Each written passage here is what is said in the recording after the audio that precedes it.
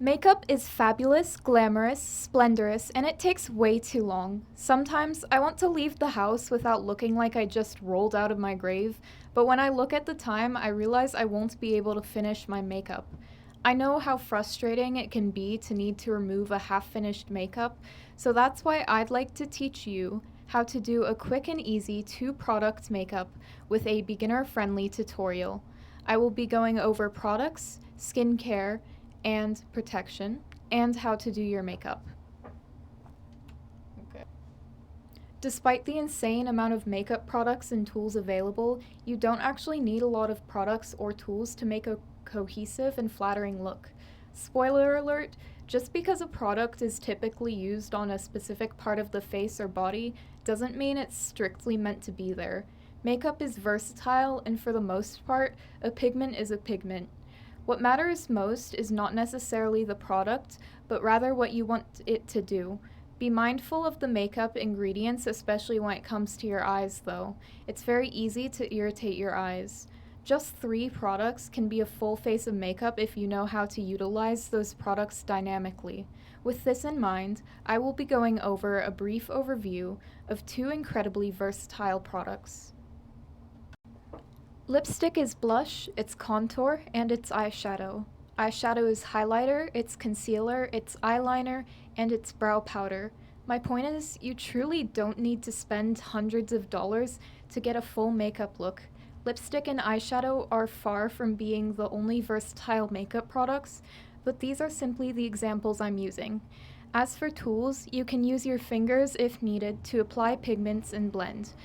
One of few simple effects that you do need a tool to replicate is curled eyelashes, for which you can use an eyelash curler. If you would like to use additional tools, a blending sponge, a flat angled eyeshadow brush, and 1 or 2 fluffy eyeshadow brushes are plenty. If you're wondering about brands to buy from, NYX, a drugstore makeup brand, is fairly inexpensive and known to make decent eyeshadow and lipstick, especially considering how low their prices are for the quality. Personally, I really like NYX Cosmetics Suede Matte Lipstick due to the large shade range and formula. The price of one NYX lipstick is about $9. e.l.f. is another reputable drugstore brand, and they make decent eyeshadows at lower prices than NYX Cosmetics. An e.l.f. eyeshadow palette will usually be about $10 in price. As far as cheap makeup goes, ColourPop Cosmetics makes by far the highest quality eyeshadow I've ever gotten for the amount of money spent. ColourPop's palette prices generally range from $14 to $20 or more, depending on the size. Even as someone who mostly buys from high-end brands, I still buy from ColourPop. You'll need to choose your eyeshadow palette for yourself, but it's best to start with a nude palette.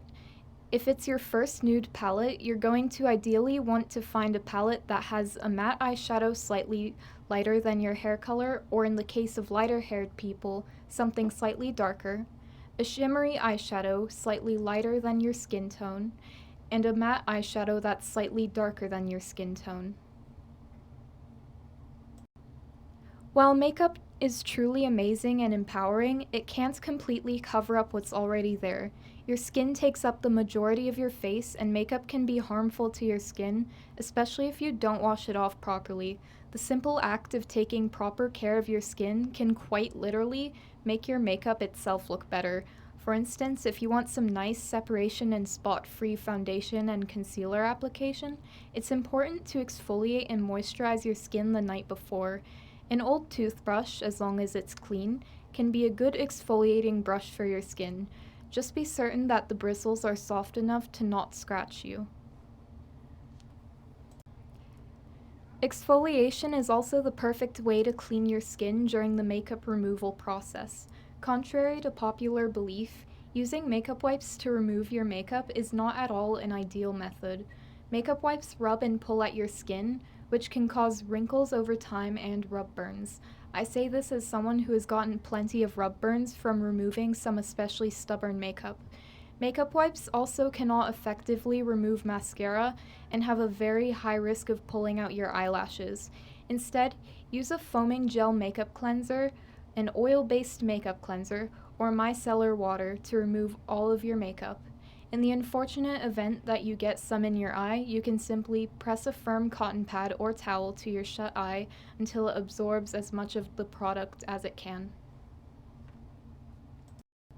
In addition to cleaning your face and removing your makeup properly, it's also important to clean your makeup brushes and other tools that come in contact with your face. Bacteria can build up on them over time and increase your risk of breakouts, and can also cause oil buildup on palettes. I clean my makeup tools about once every week depending on how often I use them. Now that that's settled, it's time for the fun part, actually doing your makeup. You'll want to go from top to bottom so that if any of your product does fall onto the lower parts of your face, you can remove it without ruining the rest of your makeup. First, for the best results, select your flat angled brush and use it with your hair-colored eyeshadow to outline and fill in your eyebrows. Then you can use that same color with that same brush to fill in your upper lash line and the outer half of your lower lash line. You can use your finger to blend or smudge as needed. Next, select the eyeshadow that's slightly darker than your skin tone using your finger or a fluffy brush, and use it to fill in your crease and the area slightly above. You can then use that same color to fill in the outer third of your upper eyelids. There's just one more step with your eyeshadow, but for the sake of haste and achieving the best results, you may return to your eyeshadow once you've finished applying your lipstick. The most obvious lipstick placement is on the lips, which you can do by following the natural shape of your lips up to the lip line. Overlining with lipstick is not recommended. Make sure to open your mouth slightly when applying your lipstick to get it on the inner parts of your lips as well. After that, take your lipstick and draw a line just beneath the tops of your cheekbones, making sure not to bring it too close to the nose bridge. It doesn't have to be perfect since you will be blending it out anyways. You can also add a small dot of lipstick to the tip of your nose. This will become your blush. In order to blend it out, you can use either your fingers or a blending sponge. Be careful not to smear it, and instead use a gentle patting motion to spread it out until it's blended to your liking. Lastly, use your shimmery eyeshadow with your finger or a fluffy brush. Do note that the more compact your brush, the harsher the highlight will be. To apply highlights to the undersides of your outer brows, the centers of your eyelids, and a small amount on the crease and above, the inner corners of your eyes, the area of your nose bridge just beneath the dip between your eyebrows, the tops of your cheekbones, the tip of your nose, your cupid's bow, and the center of your bottom lip. If you have an eyelash curler, you can use it to curl your eyelashes to lift your eyes and make your lashes look more voluminous. I know it sounds like a lot, but once you memorize your routine, it'll go a lot faster. Anyways, just remember to wash your face, wash your tools, wash your makeup off properly, and apply it how you'd like to apply it. Makeup is an art, so have fun with it. Change this makeup look and make it your own, or wear it as it is. Either way, just enjoy yourself and do whatever makes you feel confident, comfortable, and beautiful.